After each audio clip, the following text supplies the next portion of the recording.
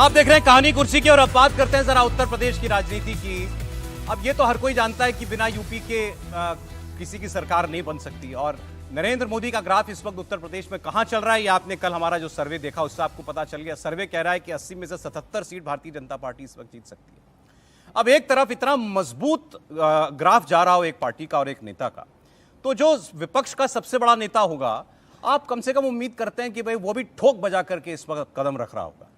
लेकिन अखिलेश यादव ने जब विधानसभा चुनाव में ये दिखाया अपना दमखम कि अब इस वक्त उत्तर प्रदेश में अगर कोई विपक्ष है तो उसका मतलब अखिलेश यादव ही है, उसके बाद से कहीं ना कहीं उनके कदम जो है लड़खड़ा रहे हैं। अब इस चुनाव में तो ऐसा ही लग रहा है। जबकि आप देखें इस चुनाव में सबसे पहले अगर किसी ने अपना काम शुरू कर दिया था, सारे विपक्ष के नेताओं की मैं बात कर रहा हूं, तो वो अखिलेश यादव थे। चाहे पार्टी की बैठकें करना हो, चाहे उम्मीदवारों के बारे में चर्चाएं कर देना शुरू हो, या ये नीतिगत फैसले लेना कि भाई हमको चुनाव में अकेले ही जाना है, हमको मायावती से कोई लेना देना इस चुनाव में नहीं है। या कांग्रेस पार्टी जब एक वक्त लग रहा था गठबंधन टूट ही जाएगा, तब अखिलेश यादव ने बड़ा दिल दिखाते हुए 17 सीटें कांग्रेस पार्टी को दी हैं, सब कुछ हुआ। लेकिन अब जब चुनाव में बस बमुश्किल जो आप समझिए 15 दिन का वक्त रह गया है, अब ऐसा लग रहा है कि अखिलेश यादव या तो किसी दबाव में हैं या उनको समझ में नहीं आ रहा है कि अब नरेंद्र मोदी का मुकाबला करना कैसे है। क्योंकि आपने देखा आजम खान ने पहले उनको पर दबाव डाला कि वो रामपुर से चुनाव लड़े, नहीं तो फिर उन्होंने एक चिट्ठी जारी कर दी कि मैं चुनाव का बहिष्कार कर रहा हूँ। मामला अभी तक नहीं संभला है। एक आजम खान के करीबी व्यक्ति वहाँ चुनाव लड़ गए। अखिलेश यादव ने जिसको टिकट दिया वो भी अभी तक खड़े हुए हैं मैदान में। मुरादाबाद में ST हसन का टिकट काट करके दूसरे व्यक्ति को दिया। ST हसन का भी नामांकन हो गया एक वक्त में और रुचि वीरा का भी नामांकन हो गया था। अब मेरठ का मामला आ गया। मेरठ का मामला और ज्यादा इससे एक कदम आगे बढ़ गया। पहले भानु प्रताप को टिकट काटा, फिर अतुल प्रधान को टिकट, फिर उनका टिकट काट दिया, कल अब सुनीता वर्मा को टिकट दे दिया है। अब इसको लेकर के पार्टी में बड़ी नाराजगी भी बताई जा रही है। अतुल प्रधान कह रहे हैं मैं पार्टी छोड़ दूंगा। बागपत पर उनको अपना उम्मीदवार बदलना पड़ गया। मनोज चौधरी की जगह अमरपाल शर्मा को उन्होंने टिकट दे दिया। तो ये आखिर इस वक्त समाजवादी पार्टी में चल क्या रहा है? आपको अतुल प्रधान जिनका मेरठ से टिकट कटा है उनकी बात हम सुनाते हैं, शायद वो बता पाए कि अखिलेश यादव किस द्वंद से गुजर रहे हैं। अतुल प्रधान हमारे साथ है। क्या हुआ, आपने नॉमिनेशन कर दिया उसके बाद भी टिकट कट गया? आप जानते हैं पार्टी का शीर्ष नेतृत्व तय करता है कि क्या करना है और हम लोगों की कोशिश ये है कि किस तरीके से पार्टी आगे बढ़े। लेकिन हुआ क्या? क्योंकि नॉमिनेशन कर दिया, आपको उम्मीदवार, आपको सिंबल मिल गया, आपने सारे पेपर्स इतनी मेहनत से तैयार किए, उसके बाद टिकट कट गया। ये तो बहुत छोटी मेहनत है। मान लिया आदमी जो लगातार काम करता है, संघर्ष करता है, क्षेत्र में रहता है, लोगों से मिलता है और विपक्ष में खास तौर से कई तरह के संघर्ष की जरूरत पड़ती है। तो आप तो इतने सीनियर रिपोर्टर, हम लोग सब लोग आपका सम्मान करते हैं, लेकिन खास तौर से पार्टी की रणनीति के तहत कई चीज़ें की जाती है। माननीय राष्ट्रीय अध्यक्ष जी ने जो तय किया और जो माननीय राष्ट्रीय अध्यक्ष जी ने तय किया है हम लोगों को स्वीकार है। आपके जो सपोर्टर्स हैं उनमें तो बहुत ज़्यादा डिप्रेशन हो गया हो कि आप चुनाव लड़ने जा रहे थे लोकसभा। उन्हें इसलिए डिप्रेशन करने की जरूरत नहीं है क्योंकि हम इस समय MLA हैं और एक हमारी सरना विधानसभा है। वहाँ के लोग, मेरठ के लोग, आसपास जिलों के लोग, आसपास के स्टेट के लोग, जितने लोग हमें मानते हैं, चाहते हैं, प्यार करते हैं, मेरा सब उनसे कहना है कि ये संघर्ष है और संघर्ष कई बार लंबा भी चलता है। कहा जा रहा था आप इस्तीफा देने जा रहे हैं, ऐसी खबरें सुबह आ रही थी कि आप नाराज हैं। अखिलेश यादव से मुलाकात हुई, उन्होंने क्या कहा? नहीं, राष्ट्रीय अध्यक्ष जी ने सुबह 7 बजे बुला लिया, बात की, काफी समय तक बात की। राष्ट्रीय अध्यक्ष जी ने बात। चलिए, अतुल प्रधान अभी कह रहे हैं कि भाई जो फैसला किया होगा सोच समझ के अखिलेश यादव ने किया होगा। एक सीट की और बात करनी रह गई थी, बदायूं की सीट। भाई को टिकट दिया था आपने, धर्मेंद्र यादव को काट करके चाचा को टिकट दे दिया, शिवपाल यादव को। आप चाचा कह रहे हैं मेरे बेटे को टिकट दे दो। तो अखिलेश यादव, जो मैंने कहा कि दबाव महसूस कर रहे हैं अपने इर्द गिर्द के लोगों का, या कहीं कोई कंफ्यूजन है? नहीं, देखिए, मुझे लगता है कि अखिलेश यादव शायद उस अवस्था में पहुंच गए हैं जहां उन्हें सचमुच बहुत समझ में नहीं आ रहा है कि राजनीति किस तरफ जा रही है। क्योंकि अगर राजनीति किस तरफ जा रही ये पता होता तो प्रत्याशी का चयन ये इतनी बड़ी मुश्किल चीज़ नहीं। चलिए, रामपुर समझ में आता है, आजम खान साहब की जगह है तो वहाँ समझ में आता है। चलो, उसके आगे भी समझ में आ गया कि मुरादाबाद में उनका दबाव है, ST हसन को उन्होंने टिकट दिलवाया था, इस बार कटवा दिया। उनको लगा कि ST हसन बड़े हो रहे थे। लेकिन बदायूं, आप कन्नौज, आपको आजमगढ़ लंबे समय तक भ्रम रहा और जिस तरह से बदायूं में अगर टिकट बदलेगा तो तीसरा हो जाएगा। भाई रोटी एक बार उल्टी पलटी तो चलो समझ में आ जाता है। मुरादाबाद में भी यही कहानी हुई और अब जिस तरह से मेरठ में हुआ, पहले तो आपने किस आधार पर भानु प्रताप को टिकट दिया था? वो व्यक्ति जो देवी देवताओं को के लिए अपशब्द कहता है, वो व्यक्ति जो सिर्फ और सिर्फ बहुत स्तरहीन तरीके से जातीय विभाजन, जातीय जहर फैलाने की कोशिश करता है, वो व्यक्ति जो संविधान की बात करते हुए दिन रात उसी के विरोधी काम करता रहता है, आपने टिकट दे दिया। टिकट देने के बाद जब विरोध हुआ तो सबसे ज्यादा विरोध किसने किया? हिंदुओं ने नहीं किया, वो उदार थे। लेकिन एक किसी वीडियो में भानु प्रताप ने थोड़ा सा मुस्लिमों पर भी टिप्पणी कर दी और मुसलमान नाराज हो गए, तो समाजवादी पार्टी कैसे बर्दाश्त करती थी? अब अतुल प्रधान को टिकट दिया और मैं ये मानता हूं कि अतुल प्रधान की चॉइस पसंद बहुत अच्छी थी, वो बहुत बढ़िया लड़ते, वो जब पूरी तैयारी कर लेते हैं, सब कुछ हो जाता है तो उनका भी टिकट काट देते हैं, वो नाराज होते हैं, बाद में उनको समझ में आता है कि नहीं अभी तो मैं विधायक हूं, तो वो कहते हैं कि मैं राष्ट्रीय अध्यक्ष जी का मानूंगा। मैं ये मानता हूं कि राहुल गांधी जैसी ही अनिर्णय की स्थिति में अखिलेश यादव हैं। एक की चर्चा हम लोग थोड़ी ज्यादा कर लेते हैं, एक की चर्चा थोड़ी कम करते हैं, दोनों एक दूसरे के मतलब मिरर इमेज जिसको अंग्रेजी में कहते हैं ना, कुछ वही अवस्था है। जैसे हम आज चर्चा कर रहे थे कि कांग्रेस के अंदर 5 पावर सेंटर है, संजय निरुपम ने बताया, वैसे ही अखिलेश की पार्टी में भी 5 पावर सेंटर बन चुके हैं। अखिलेश यादव तो अध्यक्ष है ही, शिवपाल यादव एक अलग पावर सेंटर है, रामगोपाल यादव अलग एक पावर सेंटर है, डिम्पल यादव एक पावर सेंटर है, और एक और पावर सेंटर है तो जेल में बंद है रामपुर की, आजम खान जेल में बैठकर टिकट बदलवा देते हैं, ऋतु बेरा को टिकट देना होगा। शिवपाल यादव कहते हैं कि बदायूं से मैं नहीं लड़ूंगा, मेरे बेटे को टिकट देना होगा। डिम्पल कहती है कि 2-3 टिकटों में और उनकी इच्छा थी तो वो टिकट बदलना पड़े। मुझे लग रहा है अखिलेश यादव पार्टी के सर्वे सर्वा जरूर है, लेकिन डिसीजन मेकिंग में वो परिवार के दबाव के अंदर है। डिम्पल की सुने कि शिवपाल की सुने कि रामगोपाल की सुने कि आजम खान की सुने, वो फिर कार्यकर्ता भी अलग प्रेशर डाल रहे हैं।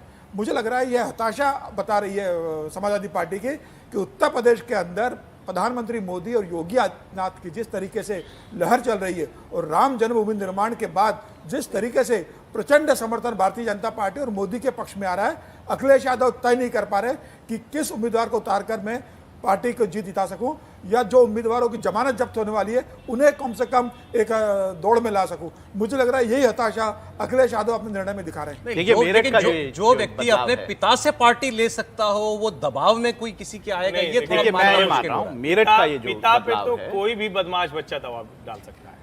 पिता तो वो तो दबाव तुरंत बर्दाश्त कर लेता है, बेटा तो सामने खड़ा हो जाए, बेटा बेटी तो पिता माता तो दबाव बर्दाश्त करते ही है। असली लड़ाई तो दूसरों से होती है, तब आपको होता। और लखनऊ के पावर कॉरिडोर में आजकल चल रहा है कि भैया इतना कॉन्फिडेंस तो अमित शाह को नहीं है कि ऐसे प्रत्याशी बदल दे, तो सतर्क होकर बहुत समझ के कर रहे हैं। और यहाँ जिस पार्टी का पता ही नहीं कि घर की सीट भी पचा पाएगी नहीं, वो हर दूसरे तीसरे दिन प्रत्याशी बदल देती है। देखिए ये मेरठ का जो इन्होंने बदलाव किया है ये इनके लिए मुश्किलें पैदा करेगा। जो प्रधान है वो गुजर समाज से हैं, वहाँ पे देखिए कम्बिनेशन जो है मुस्लिम, जाट, गुजर और शेड्यूल कास्ट, ये कम्बिनेशन है। और यहाँ पर अब आपने सुनीता जो वर्मा है उनको जो टिकट दिया है वो शेड्यूल कास्ट उससे आती हैं। गुजर का जब आप टिकट काटते हैं तो नेचुरली वो समुदाय जो है आपसे नाराज हुआ होगा, तो आपने खुद ही ये जो बदलाव की वहाँ पर राजनीति की है, इससे आप खुद मेरठ की सीट जो है वो जो हारते हुए दिखाई देगी। क्या मनस्थिति में है इस वक्त अखिलेश यादव की, आपको क्या लग रहा है? देखिए इससे बहुत साफ है। देखिए ऐसे राजनीति तो माना जाता है कि शतरंज के मोहरे जैसा है, और विपक्ष कैसा कैंडिडेट खड़ा किया है, आपका प्रतिद्वंदी कैसा है, उस अनुसार से आप अपने आप को एडजस्ट करते हैं। भारतीय जनता पार्टी जो है वो रायबरेली में अभी सोच ही रही है कि कौन सा प्रत्याशी जो होगा वो समाजवादी पार्टी से आता है, उसके बाद हम तय करें। तो वो ऐसा नहीं है, चुनाव में अंतिम समय तक ये सब चीज़ें होती रहती हैं, फेरबदल होती रहती हैं। लेकिन खास कर से मुरादाबाद की सीट को लेकर के और रामपुर सीट को तो लेकर के ये बहुत साफ दिख रहा है कि वहाँ पर जो है वो आजम खान का दबाव ही जो है वो काम कर रहा है। और दूसरी जगह जो है वो बाहरी प्रत्याशी को लाने का के कारण जो अंदर से जो प्रतिरोध उनको झेलना पड़ रहा है। तो जो कहा जा रहा है कि पावर सेंटर अखिलेश पूरी तरीके से समझ नहीं पा रहे हैं कि हमको कौन सा कैंडिडेट, ये जो स्थिति है स्टेट ऑफ कन्फ्यूजन है उनको। अब कहीं ना कहीं जैसे होता है, आप लड़ाई में पहले तो लगते हैं आश्वस्त रहते जीतने का, अब उनको लग रही है बेचैनी, घबरा रही है। अब उनको घबराहट इसलिए आ रही कि जितने भी सर्वे आ रहे हैं, ये जितने भी रिपोर्टिंग्स आ रही हैं, ये सारे ये बता रहे हैं कि समाजवादी पार्टी जो है वो 3 सीट 4 सीट से ज्यादा नहीं जीतने जा रही है। ये जो बेचैनी है ये जो आप ओपिनियन जिसे कहते हैं ओपिनियन पोल वगैरह ये जो बेचैनी है उनको ये परेशान कर रही है कि हम इस कैंडिडेट को बेहतर प्रदर्शन करेगा वो या वो कैंडिडेट, लेकिन ऐसा करने में सबसे दिक्कत जरा हमारे साथ एक कि बड़े वो कई खास मेहमान और घटक खड़े हो आज जाएंगे के अपने आप न्यूज में। मेकर जुड़ गए हैं। संजय निरुपम साहब हमारे साथ जुड़े हुए हैं। संजय जी, मेरी आवाज आपको मिल रही? स्वागत है आपका। पूछ ले सवाल कि भारतीय जी। जनता पार्टी ज्वाइन कर संजय जी, आपके जाने को लेकर के बहुत रिएक्शन आ रहा है लोगों का, फीडबैक भी बहुत आ रहा है, और एक सवाल जो मैं चाहूंगा शुरुआत में अगर आप उसको क्लियर कर दें, वे कह रहे हैं कि संजय जी की सारी नाराजगी क्या इस बात को लेकर है कि पार्टी से इस बार उनको टिकट नहीं मिला? ऐसा है, जहां तक एक सीट का मामला है तो सीट के लिए तो लोग पूरा यूपी छोड़ के वायनाड चले जाते हैं, तो मैं अपने सीट के लिए नाराज नहीं हो सकता क्या?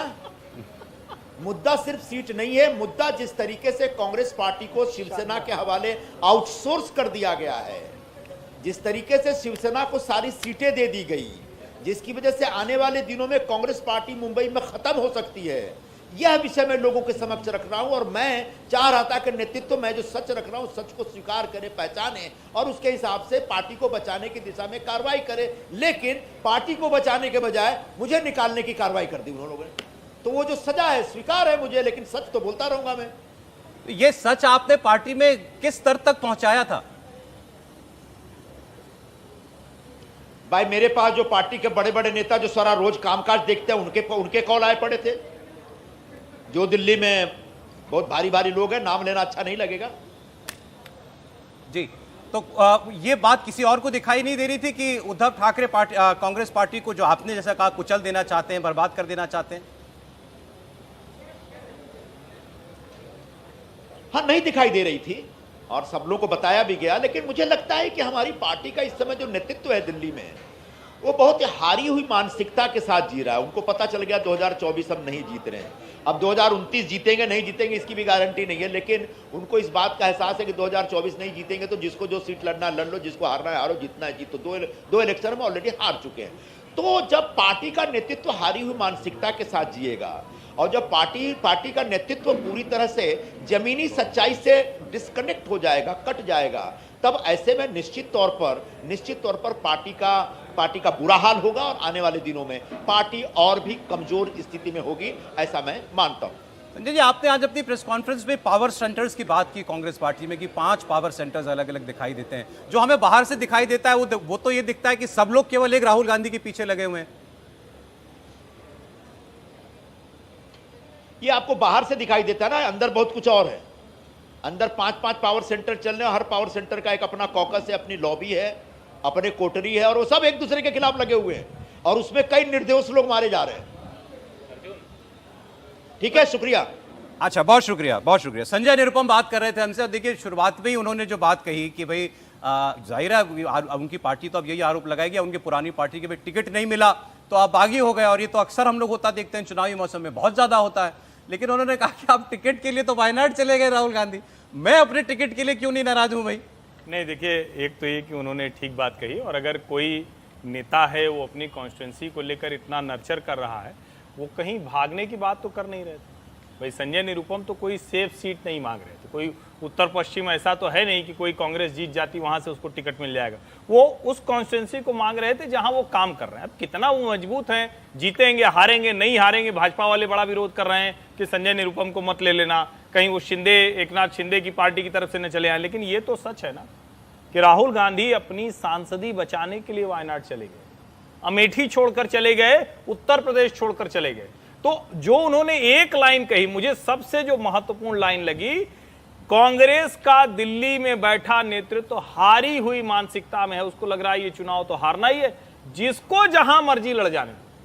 यानी कोई योजना नहीं है, कोई तैयारी नहीं है, कोई रणनीति नहीं है, और उसमें कोई जो जुझारू नेता होता है, लड़ने वाला नेता होता है, उसको कष्ट होता है, मुश्किल होती है थोड़ी सी। एक बात जरा, क्योंकि उनकी बात अधूरी रह गई थी और आपने संजय निरुपम पर आपने शुरुआत में बात कही थी कि भाई टिकट के नहीं मिला तो आज उनको सब ज्ञान हो रहा है, आपने सुन लिया उनका जवाब? नहीं, मैंने चूंकि वो विचारधारा पर उन्होंने सवाल किया था, कांग्रेस की विचारधारा पर जब उन्होंने टिप्पणी की थी कि एक बात आज निकल करके आई है कि नेहरूवियन जो विचारधारा है वो खत्म हो गया है। मैं उसी पर टिप्पणी किया था। ये तो 90 के दशक में ही इसका, जिसको कहते हैं एंड ऑफ नेहरूवियन फाउंडेशन, वो पहले ही खत्म हो गया था। आप राम मंदिर मूवमेंट के साथ ही ये सारी चीजें ध्वस्त अब हो जो वो गई कह रहे हैं कि मानसिकता ही हारी हुई है। नहीं, ये बात तो देखिए, ये बात कोई अब बताने की चीज नहीं है। एक कोई ये कहा जाता है, मैथमेटिक्स में हम लोग पढ़ाते थे, स्वयं सिद्ध प्रमेय, यानी अपने आप में तीनों एंगल मिला करके 180 डिग्री होगा, इसको बताने की आवश्यकता नहीं है, स्वयं सिद्ध प्रमेय में है। तो वैसे ही है ये कांग्रेस पार्टी आज के दिन में नेतृत्वहीन, विचारविहीन, विचारधारा विहीन, और जिसको कहते हैं ना कैप्टन के बगैर सीप जैसे है, वो किसी भी तरीके से कहीं भी नेविगेट कर रहा है। कुछ पता ही नहीं है कि कौन नेता है, कौन दिशा देगा। चुनाव कल आपके दरवाजे तक आकर के खड़ा है और अभी तक राहुल गांधी को ये समझ में नहीं आ रहा है कि हम सीटों का निगोशिएशन करने के बाद हम कैंपेन कैसे शुरू करें। अभी तक मैं ये नहीं कह रहा हूं कि आप मैनिफेस्टो लेकर के आ जाए, मैनिफेस्टो तो भारतीय जनता पार्टी भी अभी तैयारी कर रही है, लेकिन लड़ाई शुरू कर चुकी है। प्रधानमंत्री ने कितनी रैलियां कर दी, अमित शाह जी रोज सुबह उठ करके उनका ट्वीट आ जा रहा है कि हम यहां जनसभा को संबोधित कर रहे हैं। आप कांग्रेस में बताइए कि कौन किसने क्या राहुल गांधी ने किया, क्या प्रियंका गांधी ने किया, क्या खड़गे साहब कर रहे हैं, कितनी रैलियां कर रहे हैं। यानी कि आप मान चुके हैं कि 2024 की लड़ाई, और वाकई में देखिए 2019-20 तक कहा जाता था कि कांग्रेस 2024 की लड़ाई नहीं लड़ रही है, अपने आप को 2029 के लिए तैयारी कर रही है। जब न्याय यात्रा शुरू हुआ था तब भी ये भारत जोड़ो यात्रा शुरू हुआ था, तब भी ये कहा जाता है कि कांग्रेस को शायद संगठनात्मक स्तर पर जिस चीज की आवश्यकता थी, मास मोबिलाइज करने की जरूरत थी, वो राहुल गांधी कर रहे हैं। लेकिन जो निष्कर्ष निकला वो सिर्फ ये कि वो हेडलाइंस मैनेज करने की कोशिश कर रहे थे। एक होता है ना कि एक हम करते हुए दिखें, लेकिन वाकई उसका जमीनी स्तर पर उसका कोई प्रभाव हो ऐसा दिखता हुआ नहीं है। तो मुझे तो आज के दिन में यह लग रहा है कि कांग्रेस 2029 में भी कहीं नहीं है।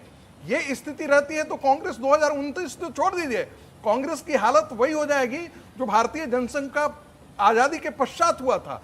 एक क्षेत्रीय पार्टी के तौर पर आप 30 सीट, 34 सीट, 40 सीट आप जीतते हुए नजर आएंगे। आपसे पूरा नॉर्थ इंडिया आपसे साफ हो गया है। साउथ इंडिया से जैसे ही आप साफ होते हैं, 2 स्टेट में आप बचे हुए हैं, 3 स्टेट में, वहां से यदि एक भी आपके खिसक जाता है तो कांग्रेस का एक पूरा ये व्यवहार रहा है। कांग्रेस जहां भी तीसरे स्तर पर पहुंचती है, वहां पहले स्तर पर आने की वो क्षमता खो देती है, वो दोबारा फिर सत्ता में लौट करके नहीं आ पाती। एक बार जरा जो चूंकि संजय निरुपम महाराष्ट्र की राजनीति करते हैं, अब उनका ये कहना कि दरअसल इस सबको प्रेसिपिटेट करने वाले शख्स उद्धव ठाकरे हैं, उन्होंने हम मजबूर कर रखा है हमारे नेतृत्व को और घुटने टेक दिए नेतृत्व में। इसमें कितनी सच्चाई है? इसमें कोई दो राय नहीं। देखिए, संजय निरुपम जैसा नेता किसी भी पार्टी के लिए एसिड होते हैं। वो जब शिवसेना के अंदर थे, उनके काम को देख के बाल साहब ठाकरे ने राज्यसभा भेजा। बंबई से लेकर दिल्ली तक संजय निरुपम शिवसेना की आवाज बना रहे, लोकसभा में भी वो बड़े जनता के मुद्दे उठाते रहे। जब शिवसेना से उनका पंगा हुआ तो वो कांग्रेस में गए, कांग्रेस से जमीनी स्तर के नेता थे। आप देखिए, प्रिया दत्त चुनाव हारती है, घर चली जाती है। मिलिंद देवड़ा चुनाव हारते हैं, अपने व्यवसाय में लग जाते हैं। उर्मिला मातोंडकर के चुनाव हारते हैं, फिल्म इंडस्ट्री में चले जाते हैं। संजय निरुपम ऐसे नेता थे जो बंबई के अंदर लगातार जमीनी स्तर पर काम करते रहे, कांग्रेस की आवाज उठाते रहे, कार्यकर्ताओं के लिए उपलब्ध रहते, और हमेशा उन्होंने सरकार को विपक्ष में रहकर भी महाराष्ट्र में घेरने का काम किया था। मुझे लग रहा है वह एक प्रखर आवाज से महाराष्ट्र के अंदर, खासतौर से बंबई में, जो हमेशा चाहते थे कि कांग्रेस वहां मजबूत हो। और उनका कहना बिल्कुल सही था कि कांग्रेस को आपकी जड़ें मजबूत है, कुछ आपका आधार है वहां पर, आपको उद्धव ठाकरे के सामने कदम नहीं छोड़ना है। बंबई के अंदर कम से कम 2 सीटें आपको लड़ना चाहिए। भले ही वो सीटें संजय निरुपम को सीट नहीं मिलती, कांग्रेस अगर अपने पास रख पाते, मुझे तो संजय निरुपम मान जाते हैं। कांग्रेस ने जिस तरीके से उद्धव ठाकरे के सामने एक दयनीय समर्पण कर दिया, वही नाराजगी संजय निरुपम को है। और एक शॉर्ट कमेंट, मुझे लगता है कि ये तो तारीफ करने वाली बात है कि संजय निरुपम साफ साफ कहते हैं कि भैया मुझे सीट नहीं मिली है इसलिए मैं छोड़ रहा हूँ। कम से कम वो ये लुकी छुपी बातें नहीं कर रहे हैं बाकियों की तरह कि उनका विचारधारा और मन बदल गया देश मजबूत करने के लिए। तो ये तो उनके लिए तारीफ करने वाली बात है कि ये ऐसा वो खुद बोल रहे हैं। आज बहुत सारे विषयों पर बात हुई। कहानी कुर्सी की में इतना ही। हर्षवर्धन जी, राहुल जी, समीर जी, प्रोफेसर रागी, बहुत धन्यवाद आपका।